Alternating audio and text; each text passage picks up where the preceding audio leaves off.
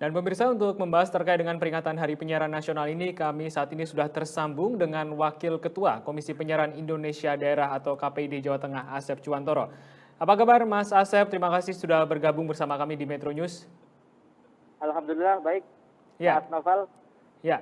Mas Asep, tahun ini kan diadakan peringatan Hari Penyiaran Nasional ke-88.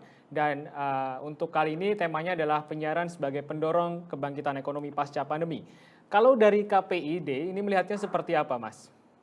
Ya, Mas Noval dan pemirsa Metro TV yang saya hormati. Jadi memang hari ini Komisi Penyiaran Indonesia pusat dan daerah hari ini sedang memperingati Hari Penyiaran Nasional yang ke-88. Nah, ini diselenggarakan di Kota Solo pusatnya begitu.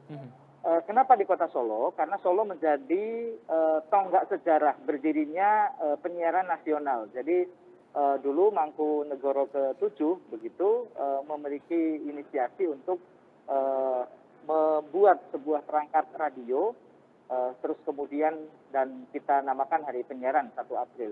Hari ini kenapa kita ambil di Solo dan momentumnya adalah momentum bangkit dari pandemi. Jadi bagaimana kemudian penyiaran diharapkan bisa memberikan kontribusi nyata terkait dengan situasi kebangsaan terkini.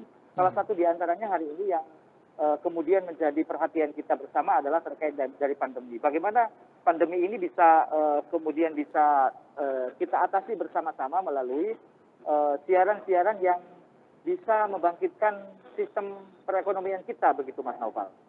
Baik. Kalau dari Mas Asep sendiri melihatnya apakah memang siaran kita sudah mengarah ke sana atau seperti apa Mas sampai saat ini? Menurut saya sudah on the track begitu ya. Jadi sudah mengarah ke arah yang lebih baik begitu. Jadi kami sangat berterima kasih kepada lembaga penyiaran di Indonesia begitu. Di mana lembaga penyiaran sangat responsif terkait dengan bagaimana penanganan terhadap COVID-19 ini.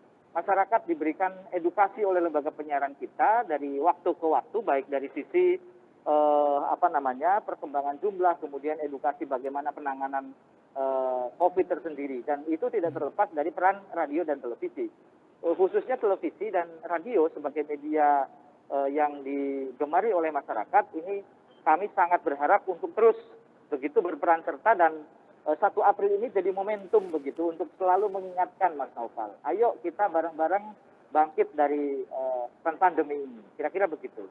Baik. Mas Asep, kalau berbicara mengenai pandemi tentu dampaknya sangat terasa, terutama di industri penyiaran. Pertanyaannya sampai saat ini apakah sudah ada komunikasi atau pembahasan dengan level pemerintah daerah atau mungkin pelaku industri Mas bersama dengan KPID?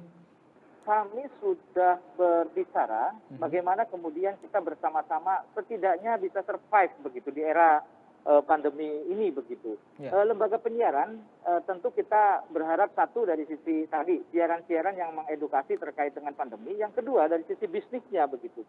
Kami mendorong lembaga penyiaran-penyiaran yang ada di Jawa Tengah misalnya, karena cakupan kami di Jawa Tengah, Ya. itu untuk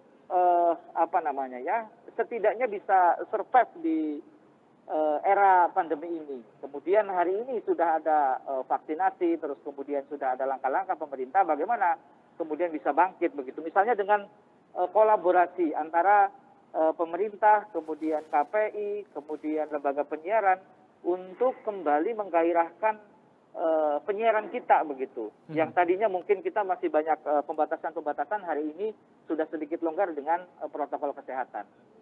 Jadi bagaimana Mas kalau dari komunikasi atau pembahasan dengan pemerintah, adakah pola-pola atau langkah-langkah strategis yang bisa disampaikan untuk membantu penyiaran ini membangkitkan kembali situasi ekonomi di tengah pandemi, Mas?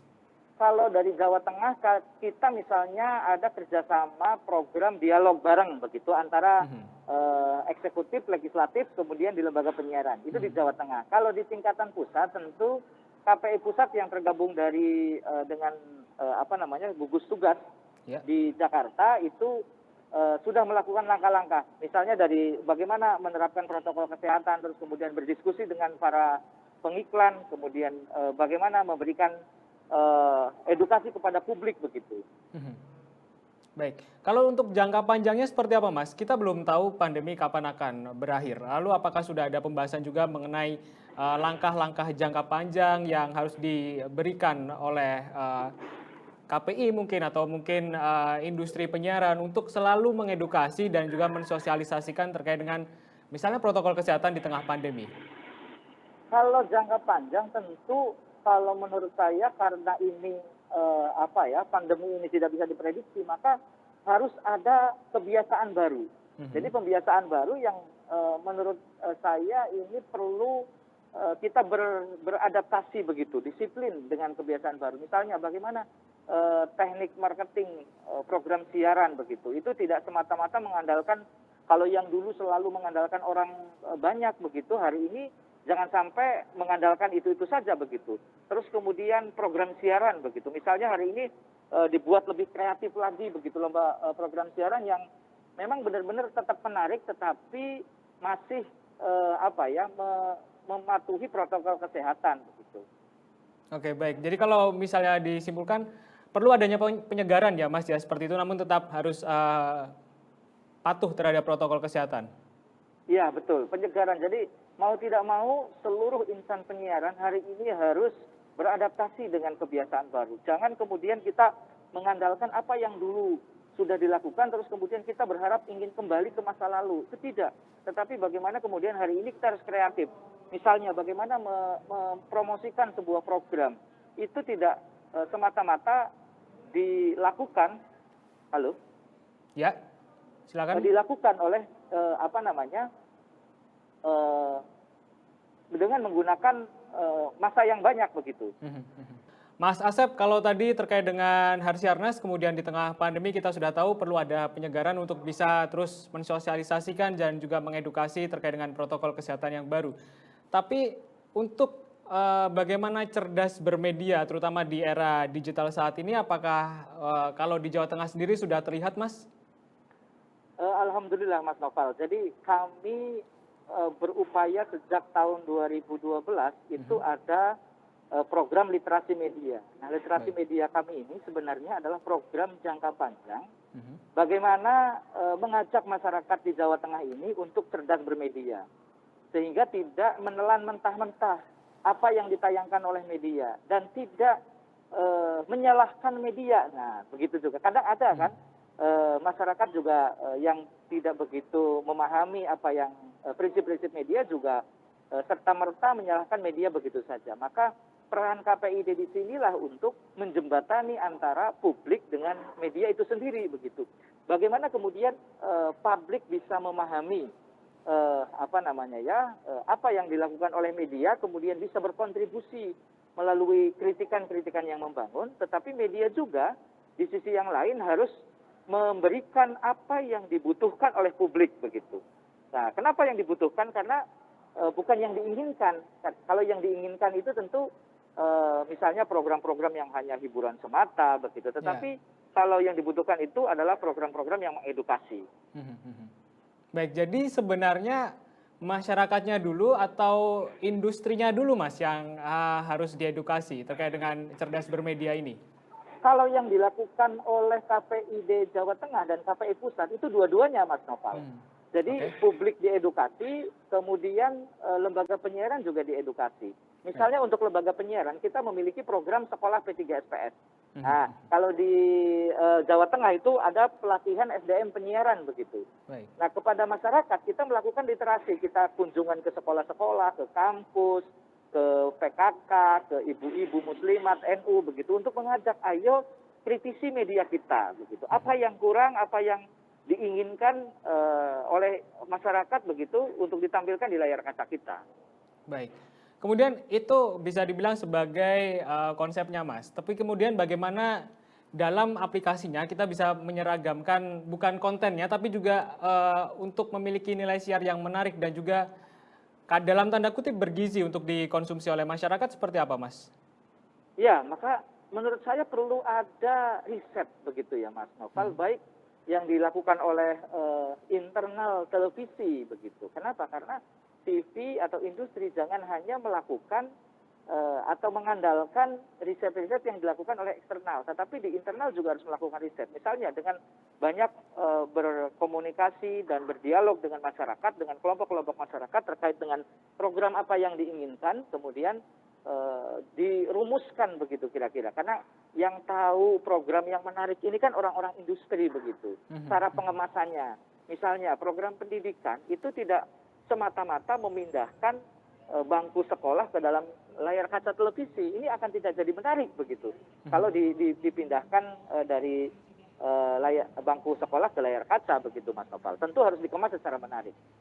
Baik, kalau di tingkat Provinsi Jawa Tengah, misalnya Mas untuk tayangan-tayangan yang bersifat lokal ini apakah sudah ada yang dibilang tidak hanya memasukkan bangku sekolah ke televisi, tapi juga ada sesuatu yang menarik yang bisa disaksikan oleh masyarakat? Apakah sudah ada stasiun TV atau stasiun penyiaran yang sudah melakukan itu, Mas?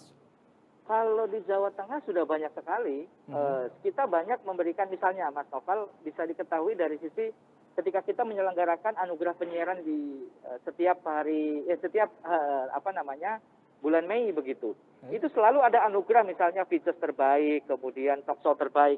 Ini semua isinya konten lokal begitu. Banyak sekali konten-konten lokal yang kemudian disajikan oleh radio dan televisi di Jawa Tengah. Baik dari sisi kapsul program, features, kemudian dialog, atau program-program yang lainnya.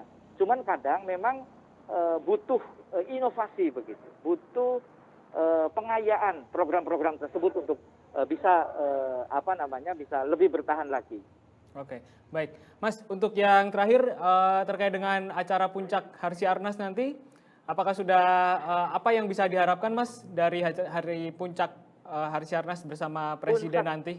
Puncak Harsiarnas itu selain peringatan Hari Penyiaran 1 April yang dulu diawali dari Solo, kemudian hari ini dimulai dari Solo, itu akan dimulai dari hitung mundur digitalisasi televisi. Nah, ini masyarakat perlu tahu nih bahwa kita tahun depan 2022 November itu akan mulai cut off terkait dengan digitalisasi penyiaran begitu. Dan ini akan dikampanyekan besok di hari puncak penyiaran nasional di Solo. Baik, ada harapan Mas untuk acara di hari puncak nanti, mungkin ada Presiden Joko Widodo yang dijadwalkan untuk hadir mungkin? Ini menarik Mas Noval, karena dulu yang mengusulkan salah satu deklarator tahun 2010 itu Wali Kota Solo. Namanya Pak Joko Widodo begitu. Nah, sekarang yang meresmikan hari penyiarannya juga Presiden kita, namanya Pak Joko Widodo. Jadi ini menarik dan saya berharap memang keberpihakan pemerintah terkait dengan dunia penyiaran ini lebih kuat lagi, lebih bagus lagi, karena diakui atau tidak, penyiaran itu atau televisi dan radio itu masih menjadi konsumsi utama hiburan masyarakat Indonesia. Kalau TV dan radio diperhatikan, saya yakin masyarakat Indonesia akan semakin bahagia, masyarakat Indonesia akan semakin cerdas dan terdidik begitu melalui program-program siaran yang baik. Amin. Tentunya kita mengharapkan siaran ini tidak hanya menjadi tontonan ya Mas, tapi juga menjadi tuntunan. Betul. Oke, terima kasih Mas Asep Cuantoro, Wakil Ketua KPD Jawa Tengah atas waktunya bersama kami di Metro News. Selamat kembali bertugas.